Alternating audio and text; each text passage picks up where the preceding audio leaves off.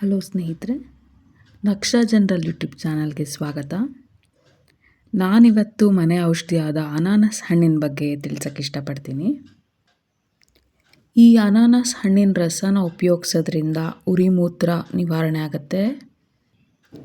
ಅನಾನಸ್ ಹಣ್ಣಿನ ಹೋಳುಗಳನ್ನು ಶುದ್ಧ ಜೇನುತುಪ್ಪದಲ್ಲಿ 1 ವಾರ ನೆನೆಸಿ 7ನೇ ದಿನದಿಂದ ದಿನಕ್ಕೆ 2 ಬಾರಿ ತಿಂತಾ ಇದ್ದರೆ ಅರಿಶಿಣದ ಕಾಮಾಲೆ 10 ದಿನದಲ್ಲೇ ಗುಣ ಆಗುತ್ತೆ.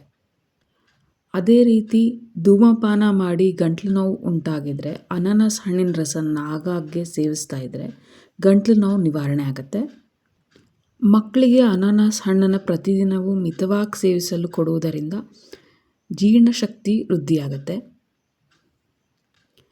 ಇದೇ ರೀತಿ ಅನಾನಸ್ ಹಣ್ಣಿನ ರಸಕ್ಕೆ ಉಪ್ಪಿನ ಪುಡಿ ಮತ್ತು ಕಾಳುಮೆಣಸಿನ ಪುಡಿ ಬೆರೆಸಿ ಸೇರಿಸುವುದರಿಂದ ತಲೆ ಸುತ್ತು ನಿಲ್ಲುತ್ತೆ.